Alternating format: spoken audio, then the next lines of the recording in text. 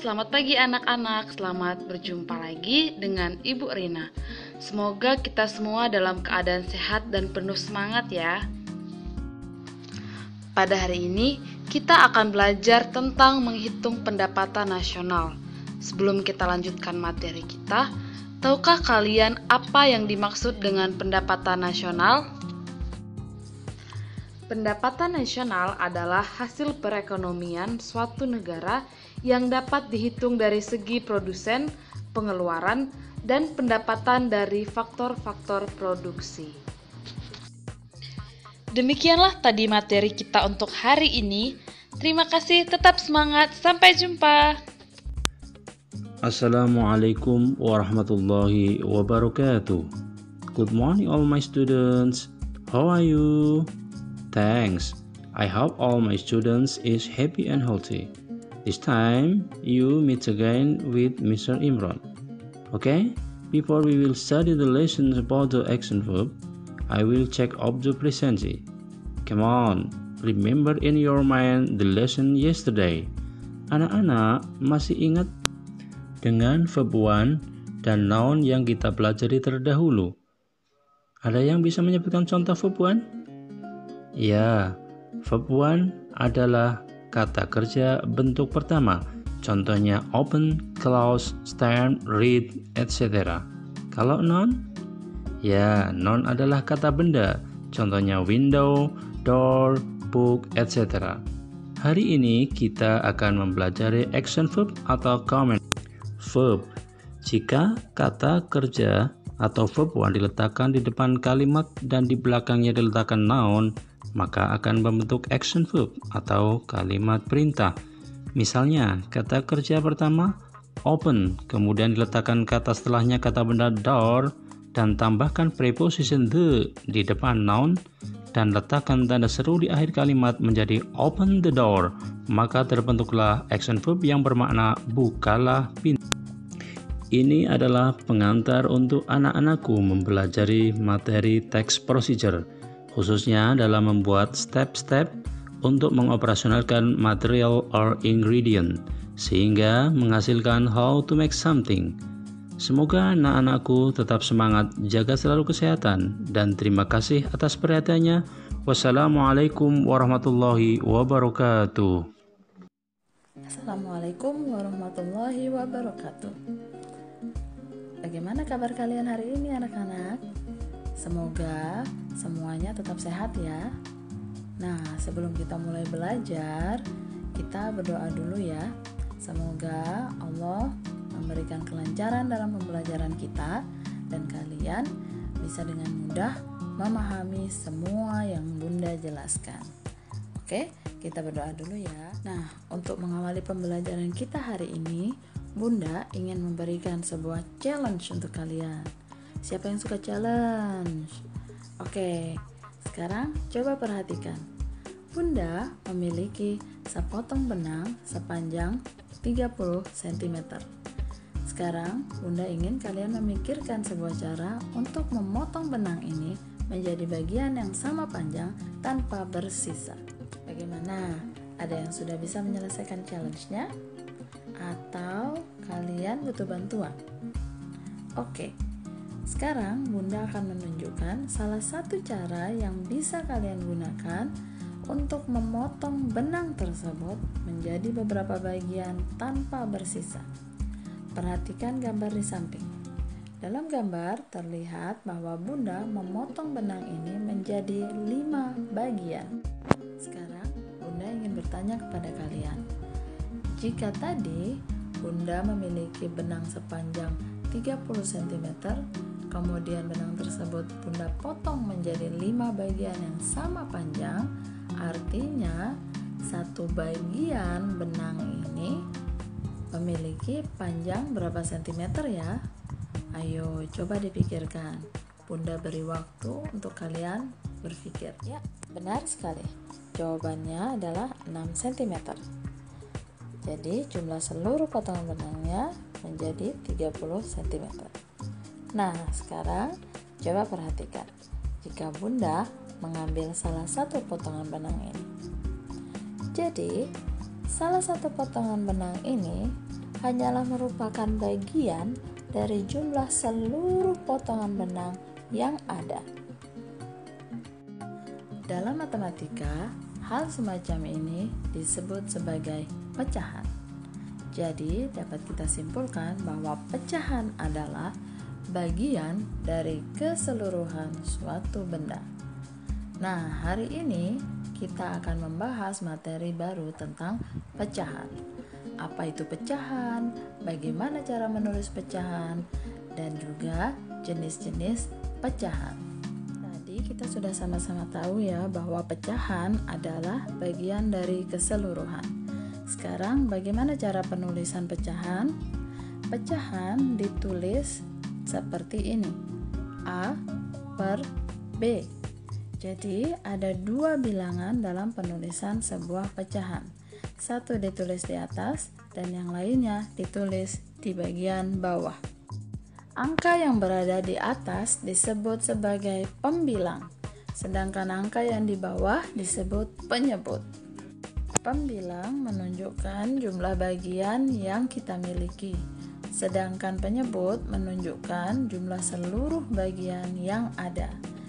Nah, pada contoh benang di atas, jika Bunda mengambil satu bagian dari 5 potongan benang, maka pembilangnya adalah 1, sedangkan penyebutnya adalah 5. Bagaimana? Bisa dimengerti ya cara penulisan pecahan? Sekarang kita akan melanjutkan ke jenis-jenis pecahan. Pecahan itu ada 4 jenis. Jenis pecahan yang pertama disebut dengan pecahan biasa. Pecahan biasa adalah pecahan yang terdiri dari pembilang dan penyebut.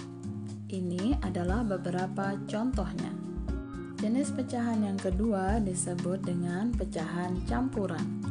Pecahan campuran adalah pecahan yang terdiri dari bilangan bulat dan pecahan biasa. Ini adalah beberapa contoh. Ketiga adalah pecahan desimal. Pecahan desimal adalah pecahan yang ditulis dengan menggunakan tanda koma. Jadi, pada pecahan desimal tidak terdapat pembilang maupun penyebut. Jenis pecahan yang terakhir adalah persen. Persen artinya per 100. Ditulis dengan lambang seperti ini. Nah, ini adalah contoh persen. Nah, anak-anak, hari ini kita sudah belajar tentang pecahan. Apa itu pecahan, bagaimana menulisnya, dan jenis-jenis pecahan. Bisa dipengerti ya sekarang pecahan itu apa? Pertemuan selanjutnya kita akan membahas tentang pecahan senilai. Semangat terus belajarnya ya, dan jangan lupa jaga kesehatan. Assalamualaikum warahmatullahi wabarakatuh. Assalamualaikum warahmatullahi wabarakatuh. Selamat pagi anak-anak. Alhamdulillah, pada hari ini kita masih selalu diberi kesehatan dan bisa kembali belajar. Nah, sebelum kita melanjutkan materi, kalian masih ingat materi apa yang kita pelajari pada pertemuan sebelumnya? Iya, benar sekali. Kemarin kita telah mempelajari tentang bangun ruang sisi datar, mulai dari kubus, balok, limas, dan juga prisma. Betul sekali. Serta menyebutkan berbagai macam benda di sekitar kita yang bentuknya seperti keempat bagian bangun datar yang kita sebutkan tadi.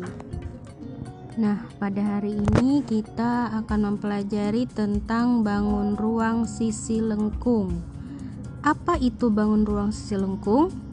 Nah, bangun ruang sisi lengkung adalah bangun ruang yang memiliki selimut dan memiliki bagian-bagian yang berupa lengkungan. Nah, apa yang termasuk dalam bangun ruang sisi lengkung? Ada yang tahu? Nah, yang termasuk dalam bangun ruang sisi lengkung itu yang pertama adalah tabung. Merupakan bangun ruang yang terdiri atas 2 bidang lingkaran yang terletak di atas dan di bawah, yang besarnya sama yang dihubungkan oleh dua garis lurus yang sejajar.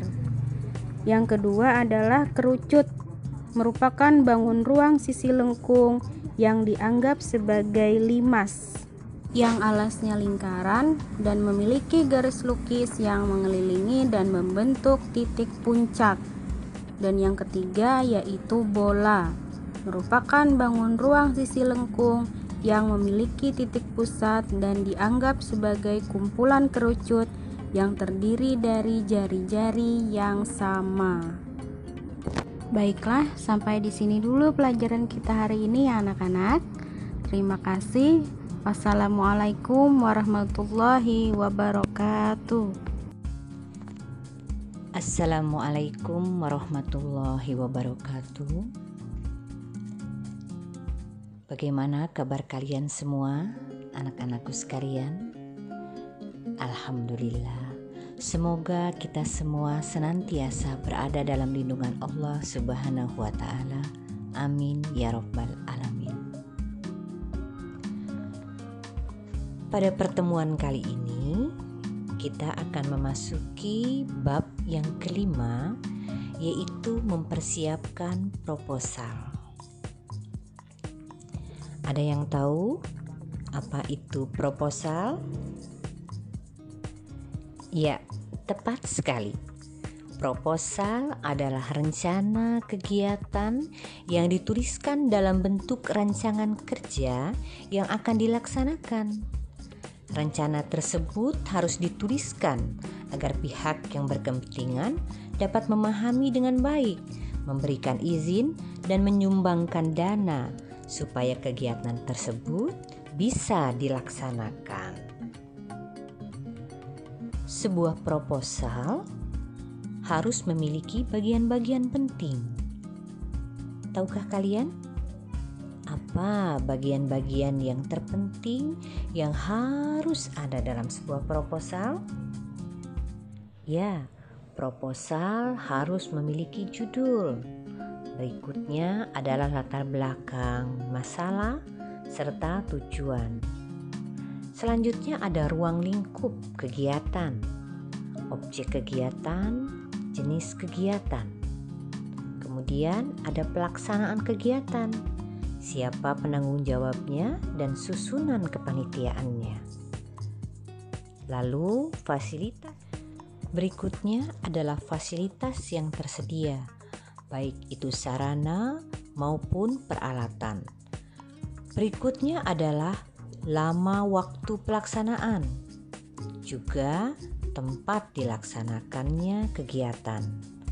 Selanjutnya adalah anggaran biaya, dan terakhir lampiran-lampiran. Demikian materi kita untuk pertemuan kali ini.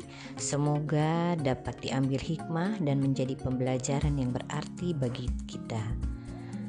Ibu akhiri, wassalamualaikum warahmatullahi wabarakatuh.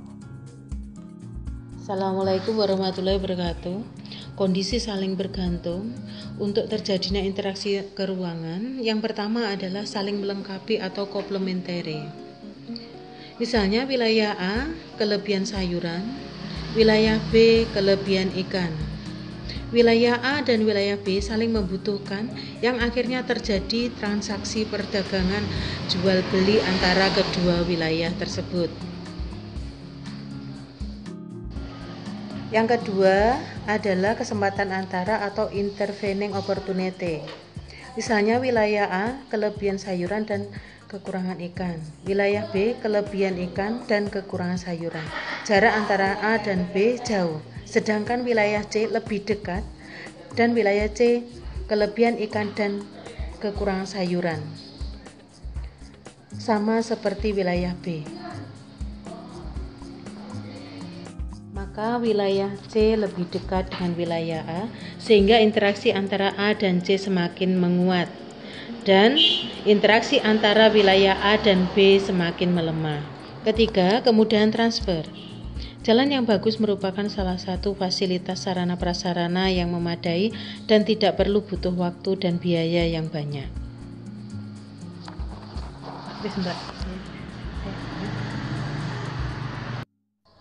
sehingga orang-orang suka bertransaksi dengan daerah tersebut. Misalnya wilayah A menuju wilayah B jalannya rusak, maka menyebabkan interaksi semakin melemah dan tidak jadi menjual sayuran ke wilayah B tersebut.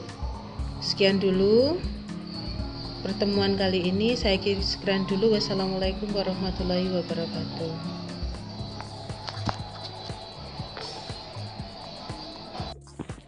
Semangat pagi anak-anakku. Masih semangat kita? Sekalipun masih dirumahkan, kita tetap harus mulai belajar lagi ya.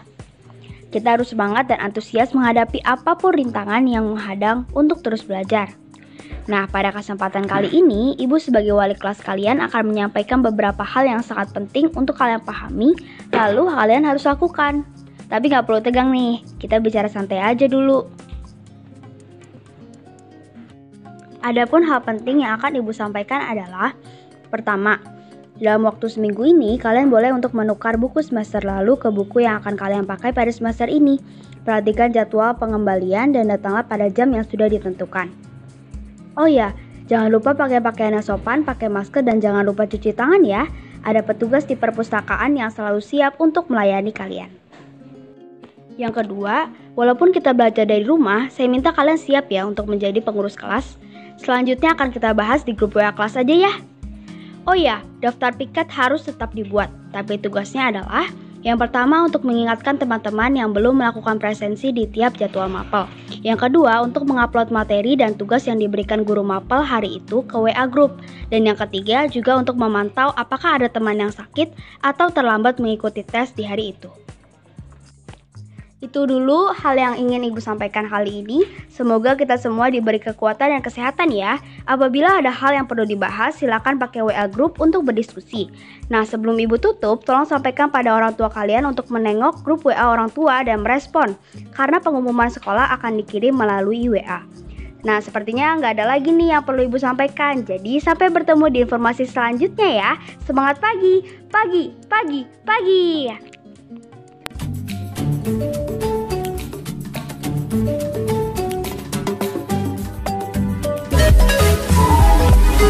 right back.